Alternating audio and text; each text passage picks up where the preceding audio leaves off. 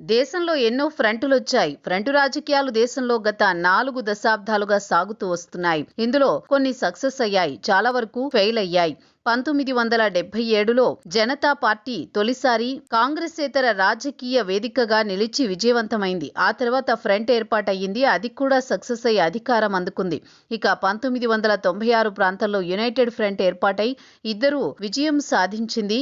ఆ తర్వాత UPA, NDA అన్న 2 ఫ్రంట్లు మాత్రమే మిగిలాయి. ఈ రోజుకి అవే ఉన్నాయి. యూపీఏ కాస్త ఇండియా కూటమిగా 2024 ఎన్నికల్లో పోటీ చేసినా ఫలితం లేకపోయింది. ఎన్డీఏ మాత్రం వాజ్పేయి హయాంలో ఏకంగా 6.5 ఏళ్ల పాటు, మోదీ హయాంలో 12 ఏళ్ల పాటు దేశాన్ని ఏలుతూ వస్తోంది. ఇక జాతీయ రాజకీయాల్లో ఇప్పుడు కీలక విభజన అన్నది స్పష్టంగా కనిపిస్తోంది. వివిధ రాష్ట్రాల్లో ఉన్న ప్రాంతీయ పార్టీలతో పాటు వామపక్షాలు వంటి పార్టీలు కూడా తమ రాజకీయ సిద్ధాంతాలకు తగినట్లుగా ఉన్న 2 జాతీయ కూటములతో ఏదో ఒక దానిని ఎంపిక చేసుకున్నాయి. కాంగ్రెస్ ఇండియా కూటమి ఉంటే బీజేపీ నాయకత్వంలో ఎన్డీఏ నడుస్తోంది. ఇలా ఎంచుకునే పార్టీలకు బీజేపీ, కాంగ్రెస్లతో మంచి రిలేషన్సే ఉంటూనే కొనసాగుతోంది.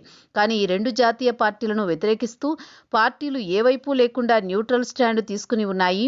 అలా చూస్తే తెలుగులో ప్రాంతీయ పార్టీలు కనిపిస్తాయి. తెలంగాణలో బీఆర్ఎస్, ఏపీలో వైసీపీ. ఈ 2 పార్టీలు కూడా తమ ప్రాంతీయ రాజకీయాలను సరిపడని కాంగ్రెస్తో దూరం పాటిస్తున్నాయి. ఇక జగన్ కానీ, ఇటు కేసీఆర్ కానీ జాతీయ స్థాయిలో సరైన రాజకీయ వేదిక అండ కోసం చూస్తున్నాయని అంటున్నారు. ఎందుకంటే ప్రాంతీయ పార్టీల్లో చేరాలంటే బలమైన దన్ను వర్తమానంలో అవసరం ఉంటుంది. బీజేపీ, టీడీపీ కూటమితో చేతులు కలిపి ఏపీలో ప్రజా పరిపాలన అందిస్తోంది. అలా బీజేపీతో గతంలో ఉన్న కొంత సాఫ్ట్ కార్నర్ ఇప్పుడు ఏ విధంగానూ అక్కరకు రావడం లేదు. తమకు రాష్ట్రంలో ప్రత్యర్థిగా ఉన్న కూటమిని కలవడం అన్నది కలలో మాట. మరి ఇండియా కూటమిలో చేరేందుకు అభ్యంతరాలు ఏంటి అంటే బోలెడున్నాయంటున్నారు. వారి వల్లనే తాను జైలు పాలయ్యాను, తన మీద తప్పుడు కేసులు పెట్టించారని జగన్లో ఈ రోజుకి ఆగ్రహం ఉందని అంటున్నారు. దాంతో ఈ 2 శిబిరాలకు ఆయన దూరంగా ఉంటున్నారు.